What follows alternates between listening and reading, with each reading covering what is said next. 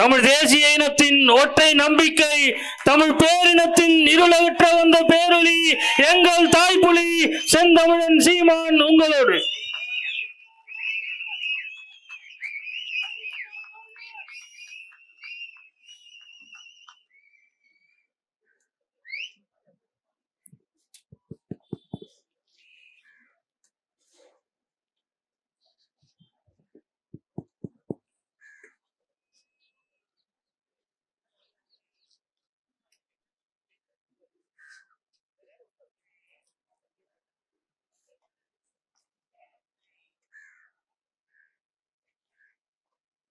செம்மணி படுகொலையை கண்டித்து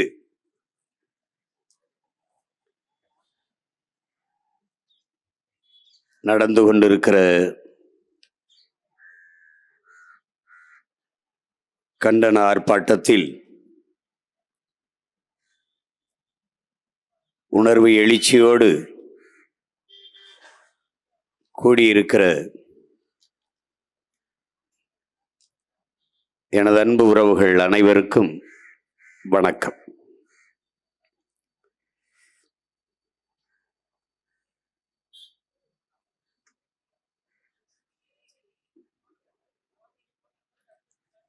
இங்கே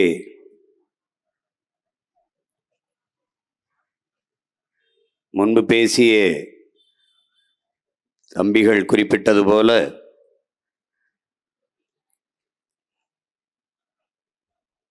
யாதும் ஊரே யாவரும் கேளீர் என்று உலகம் தழுவி நேசித்து நின்ற இனத்தின் பிள்ளைகளை நேசிப்பதற்கு இன்று உலகில் யாருமே இல்லை என்பதுதான் வரலாற்றில் பெருந்துயரம். உலகு உலகு என்று வள்ளுவன், கம்பன், கபிலன், இளங்கோ எல்லோரும் உலகம் தழுவியே நேசித்து பாடினார்கள். புதியதோர் உலகம் செய்வோம், கெட்ட போரிடும் உலகத்தை வேரோடு சாய்ப்போம் என்று பாடிய புரட்சி பாவலின் பேரனும் பேத்திகளும் அதே போரால் கொல்லப்பட்டதுதான் பெருங்கொடுமை.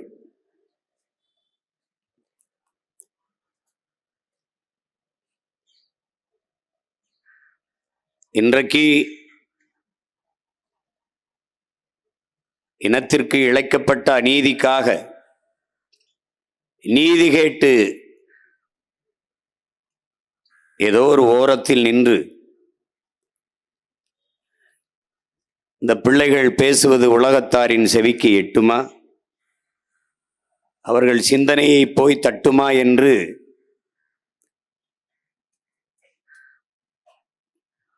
எல்லோரும் கேள்வி எழுப்புகிறார்கள். ஆனால் என் அன்பு உடன் பிறந்தார்களே, உலகெங்கிலும் புரட்சி என்பது இப்படித்தான் தொடங்கி இருக்கிறது.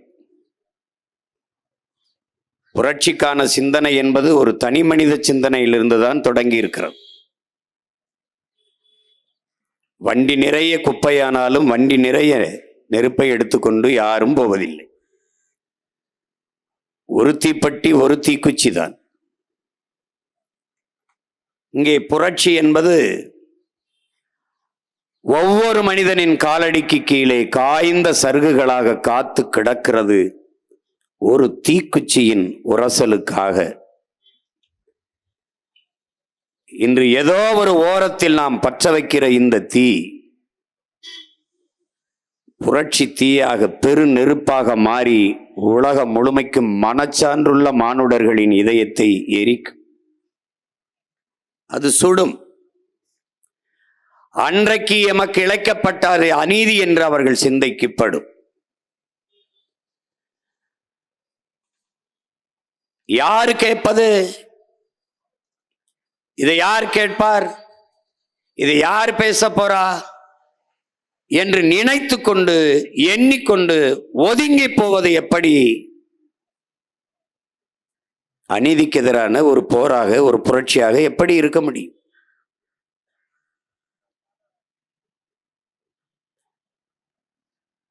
இன்றைக்கு அதிகாரமற்ற எளிய பிள்ளைகளாக நாம் இந்த வீதியில் நின்று பேசிக்கொண்டிருக்கிற இதே சிக்கலை அதிகாரத்தை கைப்பற்றிய பிறகு பல லட்சக்கணக்கான மக்களை திரட்டி வைத்து பேசும்போது அப்பவும் உலக நாடுகள் ஊமையாக கடந்து போகுமா என்ன? செவியை பொத்திக் கொண்டு பேசாமல் இருந்து விடுமா என்ன?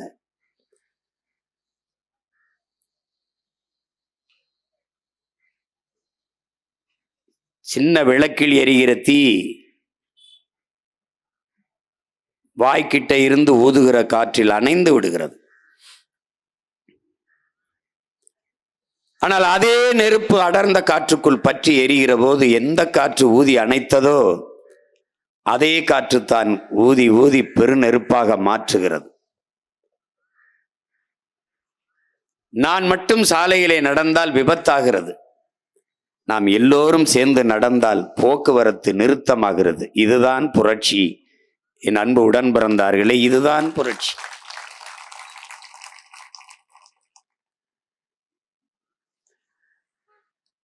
ஆனால் எங்காவது ஒரு புள்ளியில் தொடங்கியாக வேண்டும். யாருமே பேசவில்லை என்றாலும் நாங்கள் பேசுவோம், எங்களுக்காக பேசுவோம், எங்கள் இனத்திற்காக பேசுவோம் என்ற எண்ணம்தான் இன்றைய கால தேவையாக தமிழினத்திற்கு இருக்கிறது.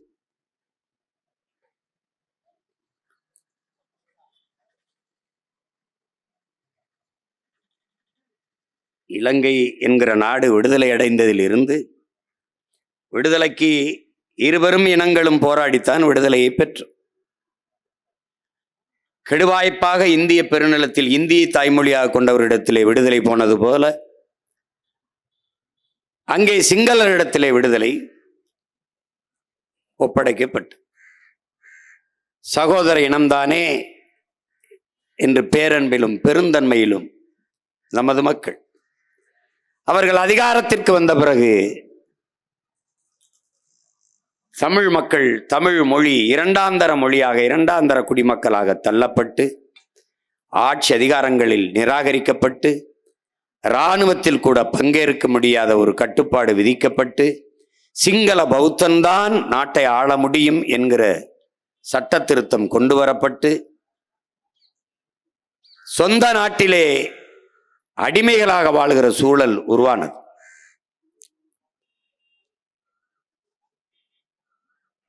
முழு இராணுவ வலிமையை வைத்துக் கொண்டு ஒரு இன மக்களை அடக்கி ஒடுக்கி அழித்து ஒழித்து அந்த நிலப்பரப்பை தனதாக்கி கொள்ள சிங்கள இனவெறி அரசும் அதிகாரமும் முழு இராணுவ வலிமையும் துடிக்கும் போது எளிய மக்கள் எதுவும் செய்ய முடியவில்லை.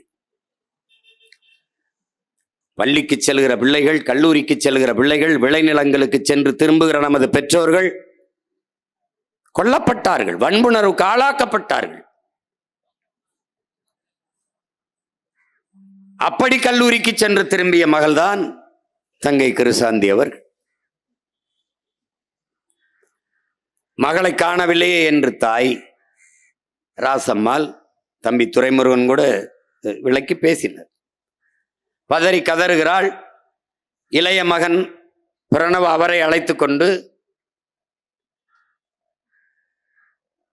குடும்ப நண்பர் ஒருவர் கிருபாமூர்த்தி அவரையும் அழைத்து கொண்டு செல்கிறார்கள், தேடுகிறார்கள். கடைசியாக அவனுடைய உந்துருளியில், அதாவது அவனுடைய மிதிவண்டியில் சைக்கிளில் இருந்த அந்த ஒரு உரை, ஹேண்ட்பாரில் இருந்த உரை, அது கீழே விழுகுது. இந்த இடத்தில் விழுந்து கிடக்குதே அந்த அவனுடைய சைக்கிளிலே இருந்த உரை. அப்ப இது இந்த இடத்திலே விசாரித்தால் தெரியும் என்று அங்கிருந்த இராணுவ முகாமில் விசாரிக்கும் போது எல்லோரும் தெரியவில்லை, எங்களுக்கு தெரியாது என்ற பதிலைத்தான் தருகிறார்.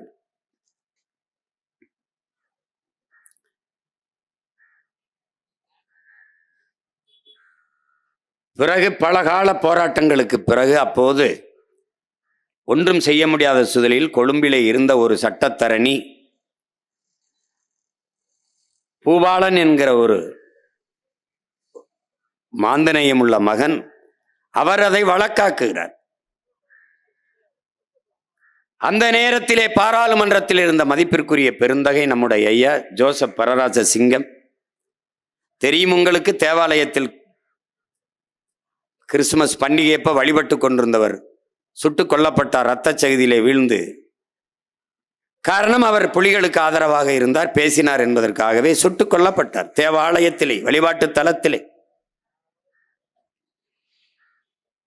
அப்போதெல்லாம் நாங்கள் சிறுவர்கள், எல்லா கட்சிகளும் போராடும் போது நாங்கள்லாம் பங்கேற்று போராடினோம் அவர் கொலைக்கு.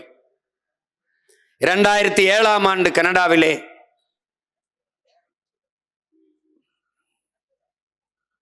அங்கே போய் தலைவருடைய பிறந்த நாள் மாவீரர் தினத்துக்கு உரையாற்றி சென்ற நான், அப்போது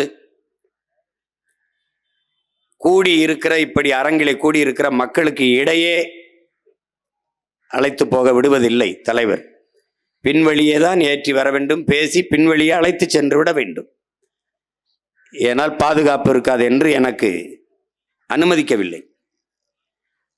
நான் 7ஆம் ஆண்டு பேசிட்டு, தலைவருடைய பிறந்த நாளில் பேசிட்டு இறங்கும்போது சில முக்கிய குடும்பங்களை, மாவீரர் குடும்பங்கள், சில முக்கியமான குடும்பங்களை நீங்கள் சந்திக்க வேண்டும் என்று தம்பிகள் கேட்டுக்கொண்டதிலே, அதிலே ஒரு அறையிலே வைத்து ஒரு எல்லோரையும் சந்தித்தேன். அப்போது ஒரு தாய், அவரை அறிமுகப்படுத்தினார்கள் என் தம்பிகள், அங்கிருந்த தம்பிகள். இவர் நம்முடைய ஐயா ஜோசப் பரராஜசிங்கம் அவருடைய துணைவியார் என்று. இந்த தாய் என்னிடத்தில் கேட்டது இன்றும் எனக்கு நினைவிலே இருக்கிறது. என்னை இருக தழுவி நெத்தியிலே முத்தமிட்டு சொன்னார், நீ என் வயிற்றில் மகனாக பிறந்திருக்க கூடாதா என்று என்னை கேட்டார். எனக்கு இன்னும் நினைவார். நான் இப்பவும் உங்கள் மகன்தான் தாயே என்று வணங்கினேன். அப்படிப்பட்ட ஒரு மகன் ஜோசப் பரராஜ சிங்கம். அவர் இந்த பூபாலன் அவருடைய வழக்கை எடுத்து இலங்கை நாடாளுமன்றத்திலே அழுத்தம் கொடுத்து பேசுகிறார். அப்போது அதிபராக இருந்த சந்திரிகா அவர்கள் அழுத்தம், நெருக்கடி காரணமாக அந்த விசாரணைக்கு உத்தரவிடுகிறார்.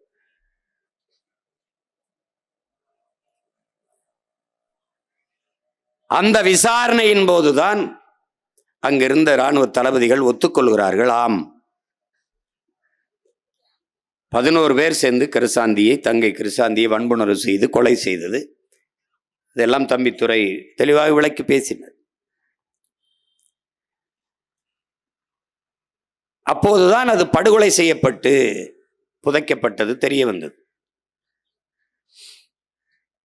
இதற்கு முன்பு நீங்கள், அதற்கும் நாம் பேசியிருக்கிறோம், போராடி இருக்கிறோம். 600க்கும் மேற்பட்ட எலும்புக்கூடுகள் தோண்டி எடுக்கப்பட்டது, பல நூற்றுக்கணக்கான எலும்புக்கூடுகள். அதை இலங்கை அன்றைய அப்போதைய ஆட்சியாளர்கள் சொன்னார்கள், இது 600 ஆண்டுகளுக்கு முன்பு புதைக்கப்பட்டது என்று. 600 ஆண்டுகளுக்கு முன்பு புதைக்கப்பட்ட ஒரு இடத்தில் ஒரு சிறுவன் பைக்கத்திலே பிஸ்கட், அந்த ரொட்டி சாப்பிட்ட அந்த உரை கிடந்தது. அது இன்றைக்கு இலங்கையிலே இன்றைக்கு சந்தைப்படுத்தி விற்கப்பட்டுகிற ஒரு ரொட்டியினுடைய பிஸ்கட் உரையினுடைய அது ரொட்டி, இதனுடைய கவர் உரை. யாருமே அந்த கேள்வி எழுப்பவில்லை. அப்போதும் நாம் தான் ஆட்சியாளர்களுக்கும் சர்வதேச சமூகத்துக்கும் எழுப்பினோம்.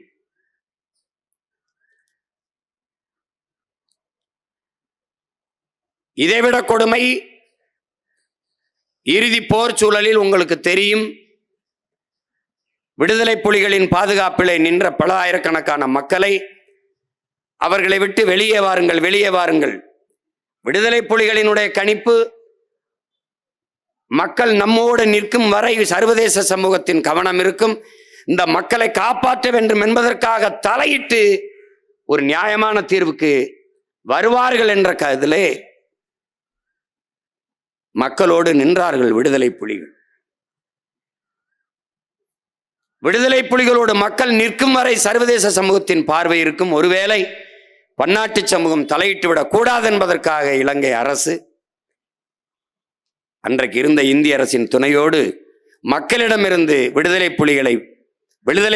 மக்களை பிரிக்க வேண்டும் என்கிற நோக்கிலே, நீங்கள் வாருங்கள், உங்களை பாதுகாப்பாக நாங்கள் வைத்திருப்போம், வெளியே வாருங்கள், வெளியே வாருங்கள் என்று மக்களை அழைக்க, சரி செல்லட்டும், எந்த நாடும் தலையிட்டு நம்மை காப்பாற்ற வரவில்லை, மக்கள் பாதுகாப்பாக வெளியேறட்டும் என்ற தலைவரின் உத்தரவின் பேரிலே பலாயிரக்கணக்கான மக்கள் வெளியேறினார்.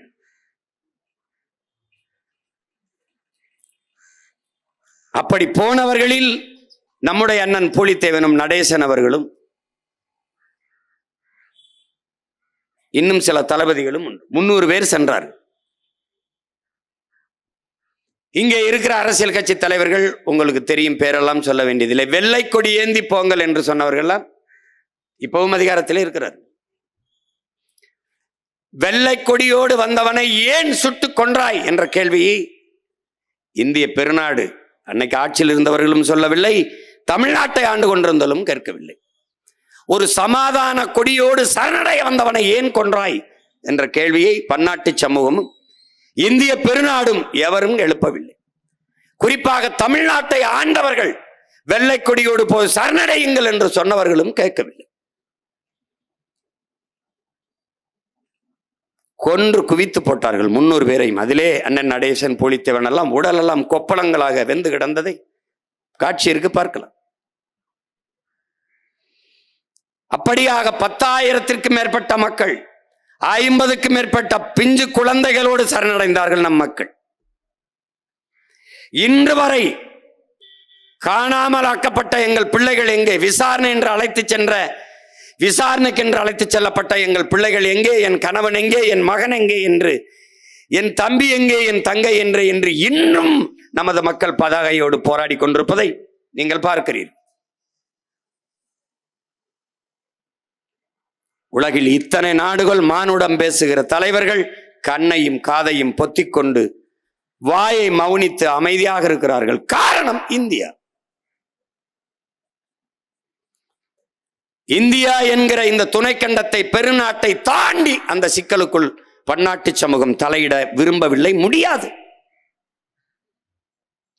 தலையிடாது. காரணம், இந்தியா மிகப்பெரிய ஒரு சந்தை, 150 கோடி மக்கள் தொகை கொண்ட பெரிய வெரி பிக் மார்க்கெட். அமெரிக்கா நாட்டினுடைய வெளியுறவுத்துறை அமைச்சர், அந்த நாட்டின் அமைச்சர் சொல்லுகிறார், இந்தியாவின் சந்தையை நாம் கைப்பற்றி விட்டோம் என்கிறார். உனக்கும் எனக்கும் இது நாடு, அவனுக்கு இது சந்தை, வெரி பிக் மார்க்கெட். அப்படி என்றால் நீனும் நானும் யார்? அவன் உற்பத்தி செய்கிற பொருள்களை வாங்கி நுகர்கிற மந்தைகள், அவ்வளவுதான்.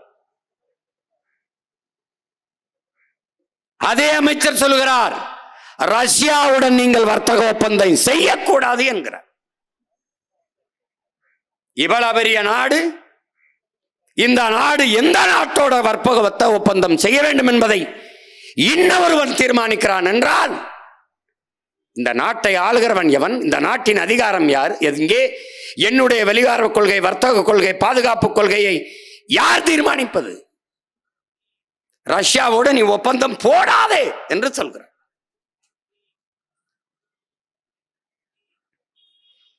எவ்வளவு முயற்சிகள் இறுதி போரிலே, எவ்வளவு பெரிய நாட்டு அதிபர்களிடத்திலே கெஞ்சினோம், கதறினோம், பேசினோம். எல்லா நாடுகளும் சொன்ன ஒரே பதில், what about India says? India என்ன சொல்லுது? இதான் இங்க இருக்கிற சிக்கல். தெற்காசியாவிலே மிகப்பெரிய துணைக்கண்டம் இந்தியா. இந்தியாவின் இசைவில்லாத, ஆதரவில்லாது எந்த ஒரு நாடும் பிறக்க முடியாது. இந்தியா இசைவு தந்தது பங்களாதேஷ், இந்தியா ஏற்றுக்கொண்டது தெற்கு சூடான்.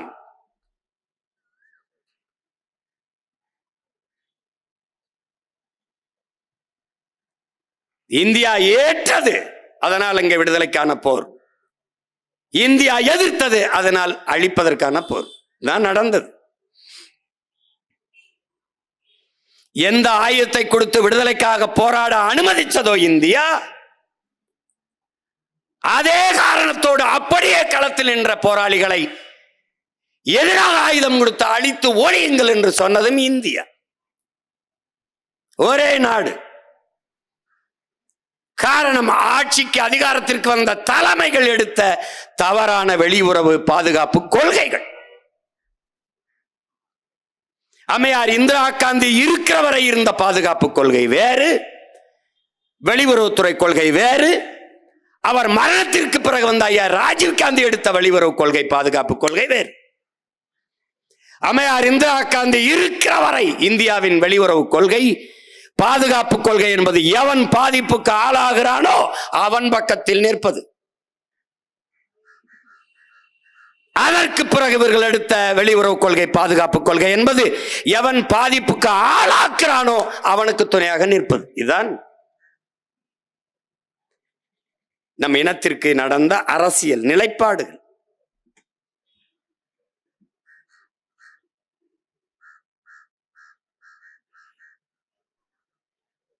இதிலே சரணடைந்த 10,000 போர் கைதிகள், பொதுமக்கள், அவர்கள் எங்கே என்ற கேள்வியை இதுவரை பன்னாட்டு சமூகத்தில் ஒருவரும் எழுப்பவில்லை. எத்தனையோ நாட்டு தலைவர்கள், குறிப்பாக இந்திய நாட்டினுடைய முதன்மை அமைச்சர் மாண்புமிகு ஐயா நரேந்திர மோடி பலமுறை செல்கிறார்கள். இந்த நாட்டில் முதல்வராக இருந்தவர்கள் ஒருவர் கூட கேட்கவில்லை. 39 நாடாளுமன்ற உறுப்பினர்கள் கடந்து இப்போது 40 நாடாளுமன்ற உறுப்பினர்கள் நடந்து போய்கொண்டிருக்கிறது. ஒருவர் கூட இந்த கேள்வியை எழுப்பவில்லை. என் இன சொந்தங்களை சரணடைய சொன்னாய், பச்சிலம் குழந்தைகளோடு சரணடைந்தார்களே அவர்கள் எங்கே என்ற கேள்வியை ஒருவனும் எழுப்பல. ராஜபக்சே பதவிக்காலம் முடிந்து சிறிசேனா வந்தார், கேள்வி எழுப்பப்பட்டது 10,000 பேர் சரணடைந்தார்களே அவர்கள் எங்கே. மிக சாதாரணமாக எல்லோரும் செத்து போனார்கள், முடித்து விட்டார். 10,000 பேர் போரில் குண்டு வீசி கொல்லப்பட்டவர்கள் அல்ல, பாதுகாப்பாக வைத்திருக்கிறோம் வாருங்கள் என்று அழைத்து செத்து போய்விட்டார்கள் என்றார்கள். ஒரு கேள்வி எழுப்பி எப்படி செத்தார்கள்? 10,000 பேர் செத்தார்கள். எப்படி செத்தார்கள்? எப்படி செத்தார்கள்? நோயிலையா, பசியிலையா, பட்டினியிலையா? எப்படி செத்தார்கள்? கொன்று புதைத்து விட்டார்கள். அந்த கூடுகள் தான் எல்லாம். அந்த கூடுதான் முன்பு தோண்டியது, 600 ஆண்டுகளுக்கு மூத்தது என்று சொன்னார்களே அது. இந்த தாய் நிலத்தில் தோண்டுகிறான், உன்னுடைய தொன்மம் வெளிப்படுகிறது, உன்னுடைய அடையாளங்கள் வருகிறது, உன்னுடைய பண்பாடு வெளியில் தெரிகிறது. அங்கே தோண்டுகிறான், எலும்பு கூடுகளில் உன் இனப்படுகொலை வெளியே தெரிய வருகிறது.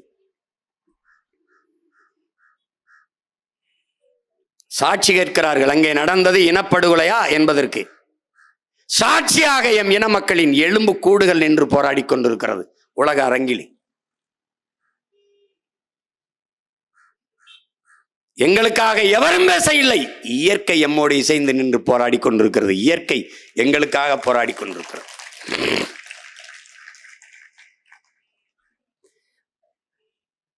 மானமிக்க தமிழ் பிள்ளைகள், மான தமிழச்சி பார்லை பால் குடித்த பிள்ளைகள், இன உணர்வும் மாணவனரும் கொண்ட தமிழ் பிள்ளைகள் கிளர்ந்து எழுந்து வருகிறோம்.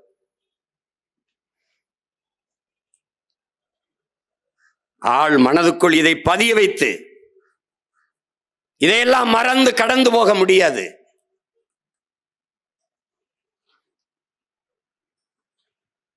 நம்ம என்ன சொல்வார்கள்? ஈழத்தை வைத்து அரசியல் செய்து பிழைக்கிறார்கள் என்பார். இவர்கள் இலவசத்தை வைத்து அரசியல் செய்து பிழைத்துக் கொண்டிருக்கிறார்கள். இதை அரசியல் என்று வேறு சொல்கிறார்.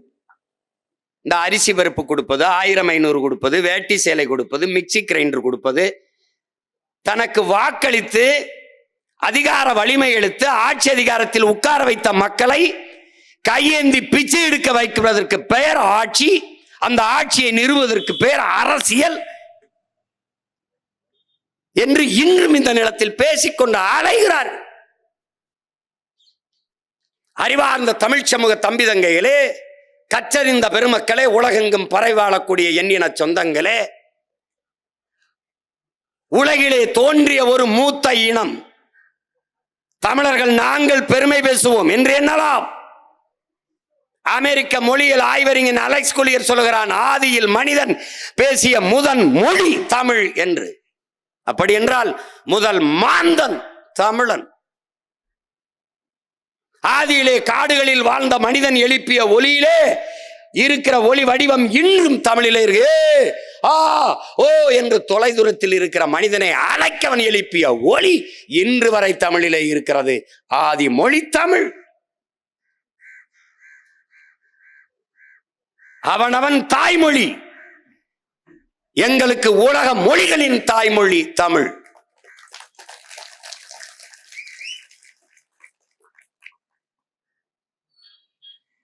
(2200) ஆண்டுக்கு முன்பு கழிவறை கட்டி வாழ்ந்த மனிதன், தொழிற்சாலை கட்டி வாழ்ந்த மகன், தமிழ் மகன். இவ்வளவு பெருமை மிக்க ஒரு இனம்.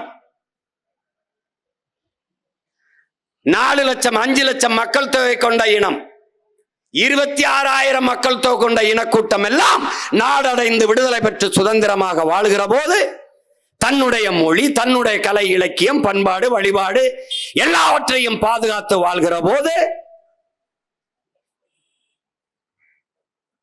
உலகெங்கும் 13 கோடி மக்கள் தொகை கொண்ட பெருத்த மூத்த தமிழ் பேரினம், உலகிற்கு அறிவியல், நாகரிகம், கலை, இலக்கியம், பண்பாடு எல்லாவற்றையும், வேளாண்மை எல்லாவற்றையும் கற்றுக் கொடுத்த ஒரு பேரினம் தனக்கென்று ஒரு நாடடைந்து பெருமையோடு வாழக்கூடாதா? வாழக்கூடாதா? கேரளாவிலே புகழ்பெற்ற கவிஞர் ஆற்றூர் ரவிவர்மா சொல்லுகிறார், உலகிலேயே ஆகச் சிறந்த இலக்கியங்களை தங்கள் தாய்மொழியிலே படிக்கிற வாய்ப்பை கிரேக்கர்களும் சீனர்களும் அதைவிடவும் இந்தியாவில் தமிழர்களும் பெற்றிருக்கிறார்கள் என்று. எங்கள் மொழி எவ்வளவு தொன்மையானது என்பதற்கு சான்று 1000 லட்சக்கணக்கான சான்றுகளை எம்மால் எடுத்து பகர முடியும். அந்த மொழியின் பிள்ளைகள், அந்த இனத்தின் பிள்ளைகள் எமக்கென்று ஒரு நாடடைந்து சுதந்திரமாக எமது மொழி, கலை, இலக்கியம், பண்பாடு, தொன்று தொட்ட வேளாண்மை, வழிபாடு எல்லாவற்றையும் காத்து வாழக்கூடாதா? இந்த ஏக்கத்திலும் துடிப்பிலும் தான் எமக்கான விடுதலை கனவு பிறந்தது. அதில்தான் எமது விடுதலை போராட்டம் வந்தது.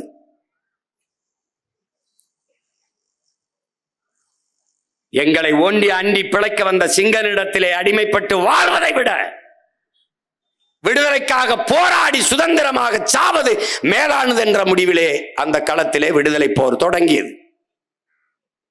அடிமை நிலையிலிருந்து வாழ்வதை விட அன்ன தமிழ் சமூக மக்கள்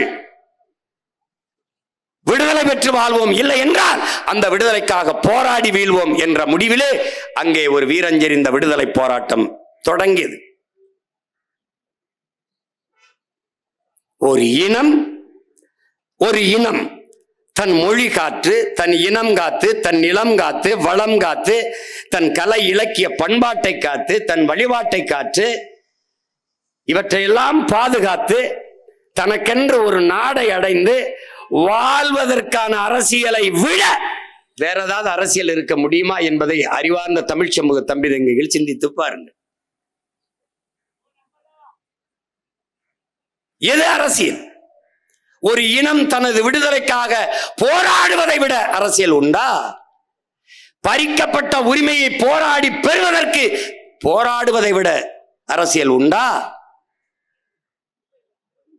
அடிமை நிலையில் இருந்து உரிமை பெற்று மீள்வதற்கு, வாழ்வதற்கு போராடுவதை விட ஒரு ஆகச் சிறந்த அரசியல் உண்டா? எது அரசியல்? கண் முன்னே என் இனம் கொன்றொழிக்கப்படுகிறது அநீதியாக.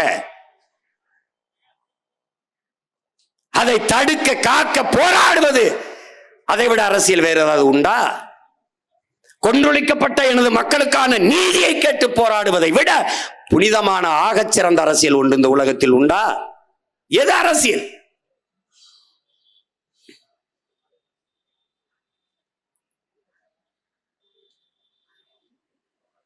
எது எமக்கான அரசியல்?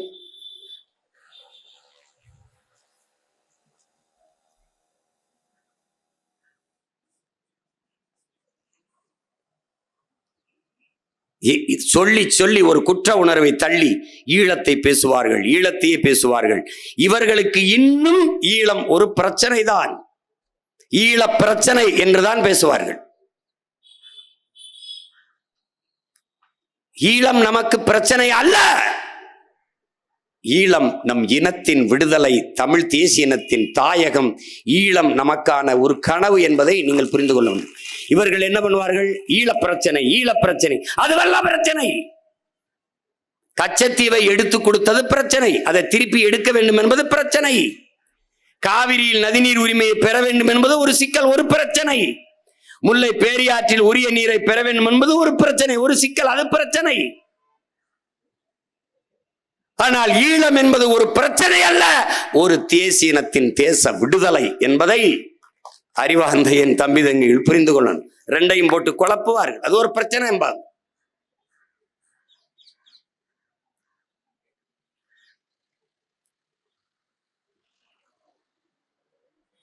இன்னைக்கு பன்னாட்டு சமூகம் செம்மணி படுகொலைக்காக பேசாமல் போகலாம். ஆனால் தமிழ் தேசிய மக்களுக்கென்று ஒரு வலிமையான அதிகாரம் வருகிற போது இந்த ஆவணங்களை நாங்கள் எடுத்துக்கொண்டு ஒவ்வொரு நாட்டு கதவையும், ஒவ்வொரு நாட்டு தலைவர்களையும் தட்டுவோம்.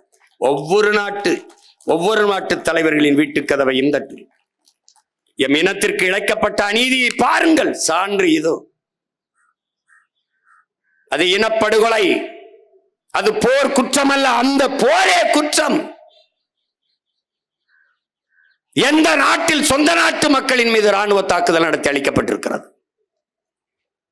ஒரு நாட்டுக்கும் இன்னொரு நாட்டுக்கும் கூட நடக்கும் போது போரிலே பயன்படுத்தக்கூடாத ஆயுதங்களை எல்லாம் வைத்து எங்களை அழித்தது எப்படி? சொந்த நாட்டு மக்களின் மீது வான்வெளி தாக்குதல் எந்த நாட்டிலே நடத்தப்பட்டிருக்கிறது இலங்கையை தவிர? எந்த நாட்டில்? இதை எப்படி பன்னாட்டு சமூகம் அனுமதித்தீர்கள்? இந்திய பெருநாடு 8 கோடி மக்களை, இந்த நிலப்பரப்பெங்கும் 8 கோடி மக்களை தன்னகைத்து வைத்திருக்கிற பெருந்தேசம் எப்படி பேசாமல் இருந்தது? அந்த நாட்டை பேச வைக்காமல் இந்த ஆட்சியாளர்கள் என்ன பண்ணி கொண்டிருந்தார்கள்?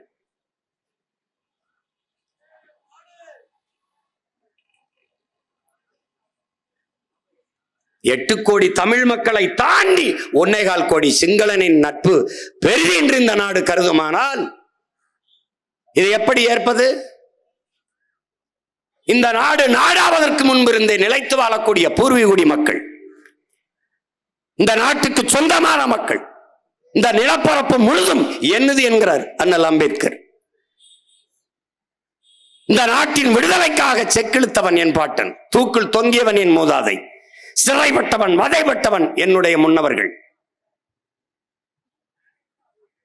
அப்படி என்ன பங்களிப்பை சிங்களன் செய்தான்? விடுதலை பெற்ற நாட்டிற்கு இன்று வரை வரி கட்டி வாக்கு செலுத்தி இந்த நாட்டின் சட்டத்திட்டம், இறையாண்மை, தேசிய ஒருமைப்பாடு எல்லாவற்றுக்கும் கட்டுப்பட்டு வாழ்கிற இனத்தின் மக்கள் நாங்கள். எங்களை தாண்டி சிங்கள நண்பனாக இருக்க காரணம் என்ன? எதன் பொருட்டு என் இனச்சாவை சகித்துக் கொண்டீர்கள்?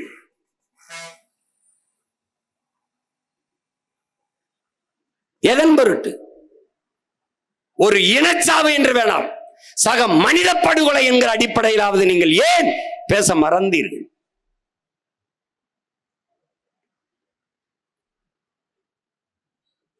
இப்போது இதை தோண்டி எடுக்கிற போது, சாட்சியங்கள் வெளிப்படுகிற போது இலங்கையின் தலைவர்கள் என்ன சொல்கிறார்கள்? அது ஏன் ராணுவ வீரர்களின் உடலாக இருக்கக்கூடாது என்று. இந்த சிறுவன் எந்த ராணுவத்தில் இணைந்தான்? அந்த தாய் கை குழந்தையோடு எந்த ராணுவத்தில் பணியாற்றினார்? எந்த ராணுவத்தில்? எந்த ராணுவ வீரன் பால் புட்டி வைத்திருந்தான்? எந்த ராணுவ வீரன் பைக்கூடோடு இருந்தான்? இதை ஏன் எந்த ஒரு தலைவனும் கேள்வி எழுப்புவதில்லை? அப்ப அதிகாரத்தில் இருப்பவர்கள் பேசி திசையிருப்பு விடுவதற்காக அது ராணுவ வீரர்களின் உடலாக, எலும்பு கூடுகளாக ஏன் இருக்கக்கூடாது என்று கேள்வி எழுப்புகிறார்.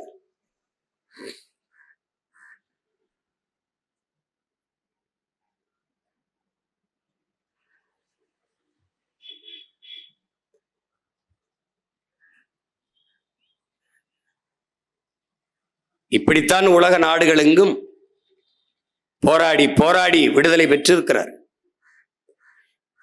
இன்றைக்கு பாலஸ்தீனத்தை தனி நாடாக அங்கீகரிப்போம் என்று பிரான்ஸ் நாட்டின் அதிபர் இமானுவேல் மேக்ரான் சொல்றார். இன்னைக்கு நாங்கள் அதை தனி நாடாக அங்கீகரிப்போம் என்று. இதேபோல் ஒரு நாள் தனித்தமிழ் ஈழ நாட்டை நாங்கள் தனி நாடாக அங்கீகரிப்போம் என்று உலக நாட்டின் தலைவர்கள் சொல்லுகிற காலம் உருவாகும். இமானுவேல் மெக்ரன் போல இதே இமானுவேல் மெக்ரன் கூட நாளை சொல்லலாம், தமிழ் தேசிய இன மக்கள் எழுச்சியுற்று ஒன்றிணையும் போது உலகெங்கும் 140-150 நாடுகளில் நிறைந்து வாழ்கிறோம். நாங்கள் ஒரே குடையின் கீழ் ஒரு தாயின் பிள்ளைகள், தமிழ் தாயின் பிள்ளைகள் என்று ஒரே கொடியின் கீழ் ஒன்று திரள்கிற காலம் விரைவில் உருவாகும். அது உருவாகி விடக்கூடாது என்பதற்காகத்தான் நீ என் கடவுச்சீட்டை முடக்கினாய். ஆனால் எழுதி வைத்துக்கொள், இன்னும் 4-5 ஆண்டுகளில் ஒட்டுமொத்த தமிழ் பேரினத்தையும் ஒரே அரசியல் குடையின் கீழ் கட்டி எழுப்பல நீ பார்த்தேரு.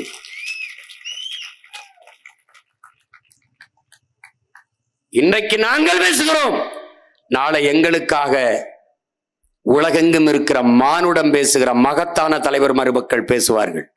அதற்கான காலம் உருவாகும். அதற்கான காலம் உருவாகும்.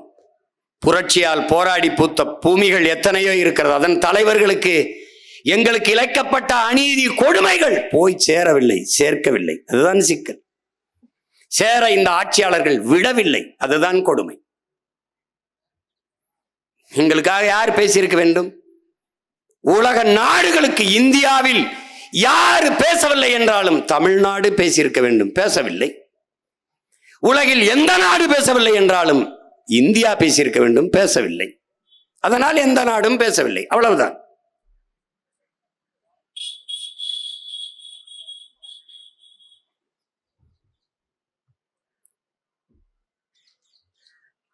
இதையெல்லாம் ஒரு பிரச்சனையா என்று பேசுவார்கள் நம்மிடத்திலே. இதுதாண்டா எங்களுக்கு பிரச்சனையே.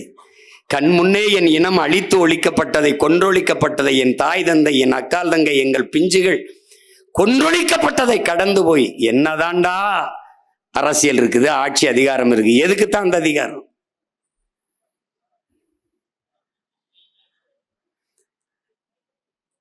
எங்களுடைய இறுதி இலக்கே பூமி பந்தில் எங்களுக்கென்று ஒரு தேசத்தை படைப்பதுதான். அதற்கான பயணம்தான் இது. தமிழ் தேச மக்களுக்கென்று, தமிழ் தேசிய மக்களுக்கென்று ஒரு அதிகாரத்தை படைப்பது, அந்த அதிகாரத்தை கொண்டு அவர்களுக்கென்று தேசம் படைப்பது, இதுதான் எங்கள் கனவு. இங்கே பேசிய தம்பிகள் கூட குறிப்பிட்டார், தம்பி ஹுமாயூன் கூட குறிப்பிட்டார், இது நமக்கான நாடு அல்ல, நம்மை பற்றி இது கவலைப்படாது என்பதற்கு பல உதாரணங்களை, காரணங்களை சொல்ல முடியும். திபெத்தியனுக்கும் இந்த நிலத்திற்கும் இந்திய நாட்டிற்கும் என்ன தொடர்பு இருக்கிறது? தலாய் லாமாவை பத்திரமாக பாதுகாக்கிற இந்தியா ஏன் தலைவரை கொல்ல வேண்டும் என்று துடித்தது? திபெத்தியர்களுக்கு குடியுரிமை கொடுத்து பாதுகாப்பாக விளையாட்டு திடல், வணிக வளாகம், திரையரங்குகள், கல்லூரிகள், பள்ளிகளெல்லாம் கட்டி கொடுத்து படிக்க பாதுகாக்கிற இந்த அரசு ஏன் தமிழீழ மண்ணிலிருந்து வந்த நம் இரத்த சொந்தங்களை ஏன் இன்னும் எதிரிகளாக வைத்திருக்கிறது? 35 ஆண்டுகளை தொட்டு ஒரு தலைமுறை தாண்டி வாழ்கிற தமிழ் சொந்தங்களை ஏன் இன்னும் எதிரிகளாக, அகதிகளாகவே வைத்திருக்கிறது? அறிவார்ந்த தமிழ் சமூக மக்களே, என்னிலும் இளைய என் தம்பி தங்கையிலே, எங்களுக்கும் அவர்களுக்கும் எந்த தொடர்பும் இல்லாத Malaysia, Singapore, Australia, Denmark, Norway, Sweden, New Zealand, France, Germany, Britain, America, உலகில் எல்லா நாடுகளும் எங்களை தன்னாட்டு குடிமக்களாக ஏற்றுக்கொண்டு குடியுரிமை கொடுக்கிற போது இந்த நாடு ஏற்க மறுப்பது ஏன்? கொடுக்க மறுப்பது ஏன்? அயர்லாந்திலே என் தம்பி திருக்குமரன் இருக்கிறான், அவனுடைய மகன் குரு அயர்லாந்து நாட்டிற்கு டென்னிஸ் ஆடுகிறான்.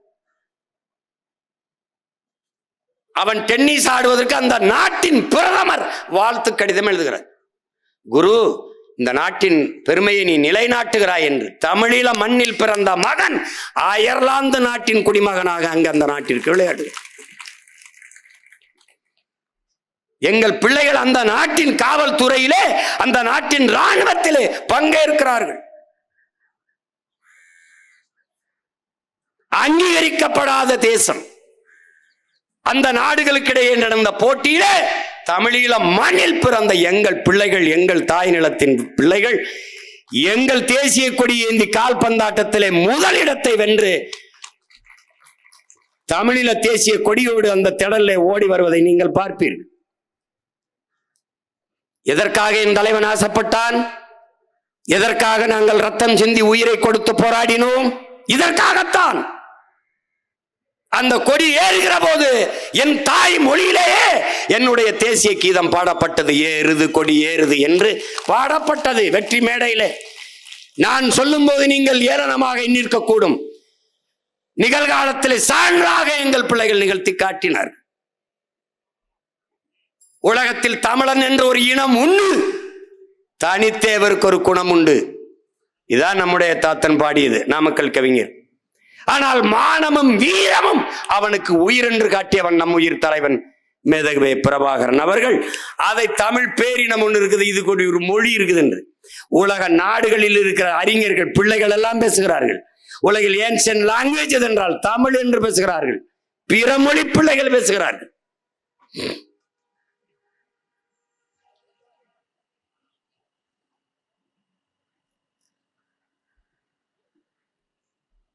இது காரணம் எல்லாம் நாம் பெரிதாக தேடி அலைய வேண்டியது இல்லை. சிவசங்கர மேனன், வெளியுறவுத்துறை செயலாளராக இருந்த சிவசங்கர மேனன் சாய்ஸஸ் என்ற தன்னுடைய வாழ்க்கை வரலாற்று நூலிலே எழுதியிருக்கிறார். இறுதிக்கட்ட போரிலே போரை நிப்பாட்டி பிரபாகரன், பொட்டம்மான் போன்ற தலைவர்களை பாதுகாத்து ஒரு அரசியல் தீர்வை கொண்டு வர வேண்டும் என்று அமெரிக்கா விரும்பியது. ஆனால் அதற்கு அன்றைய இந்திய தலைமைகளும் ஆட்சியில் இருந்தவர்கள் யார் உங்களுக்கு தெரியும். குறிப்பாக தமிழ்நாட்டு தலைவர்களும் அதை விரும்பவில்லை. அவர் எழுதியிருக்கார். ஏன் தமிழ்நாட்டு தலைவர்கள் விரும்பவில்லை? எத்தனை தலைவர்கள்? ஒன்னு அம்மையார் ஜெயலலிதா, இன்னொன்னு ஐயா கருணாநிதி. இவர் ஆட்சியில் இருந்தார், அவர் எதிர்க்கட்சியா இருந்தார். விரும்பவில்லை. காரணம், பிரபாகரன் அங்கு இருப்பு கொள்வது இவர்களின் எதிர்கால அரசியலுக்கு ஆபத்தாக இருக்கும் என்று எண்ணினார்கள். அதனால் அந்த போரை விரைவில் ஒரு முடிவுக்கு கொண்டு வர வேண்டும் என்று எண்ணினார்கள். அவன் என்ன சொல்றான்? கோத்தபாய ராஜபக்சே, கோத்தபாயம் ராஜபக்சே என்ன சொல்றான்? என்ன சொல்றான்? இந்தியா விரும்பிய போரையே நாங்கள் செய்தோம். அதானே? எந்த பதவிக்காக, எந்த பிரபாகரன் அங்கு இருப்பு கொள்வது இவர்களின் எதிர்கால அரசியலுக்கு இடையூறாக இருக்கும் என்று எண்ணினார்களோ, அங்கே அந்த பிரபாகரன் என்ற பெருவீரன் இல்லாதிருக்கலாம். இந்த நிலத்திலே அவன் மகன், அவன் உடன் பிறந்தார்கள் இருக்கிற வரை இந்த நிலத்திலே உன் அரசியலுக்கு நீ இன்னைக்கு ஆடலாம். 26க்கு பிறகு ஆட்டம் எப்படி எங்க ஆட்டம் ஆரம்பிக்குது நீ பாரு. 26க்கு பிறகு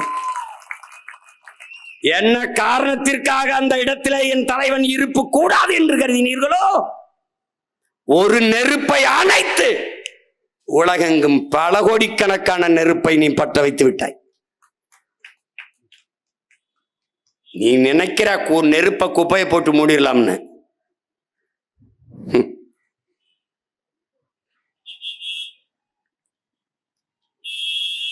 இங்கே எல்லாம் எப்படிப்பட்ட தலைவர்கள் ஈழத்தை பேசுகிறவர்கள் கருணாநிதிக்கு எதிராக கொண்டாந்து நிறுத்துவார்கள். இந்தியாவை, காங்கிரஸை விமர்சிப்பார்கள். இந்தியாவிற்கும் இந்த போருக்கும் என்ன சம்பந்தம் கேட்பது யார்? உங்களுக்கே தெரியும். இந்தியாவிற்கும் இந்த போருக்கும் எந்த சம்பந்தம் இல்லை என்றால் என்ன மயத்துக்கு உண்ணாவிரதம் உண்டா? என்ன மயத்துக்கு உண்ணாவிரதம் உண்டா? எதுக்காக உண்ணாவிரதம் உண்டா? எதற்காக? யாரிடத்திலே முறையிட்டு போரை நிப்பாட்ட உண்ணாவிரதம்? இந்தியாவுக்கு எதுக்கும் சம்பந்தம் இல்லையே. உண்ணாவிரத்தை முடித்து போகும்போது போர் நின்று விட்டது. யார் சொன்னது? பிரணாப் முகர்ஜி. அப்ப பிரணாப் முகர்ஜி சொன்னா போர் நிக்குது. அப்ப எப்படி சொன்னீங்க? உண்ணாவிரதம்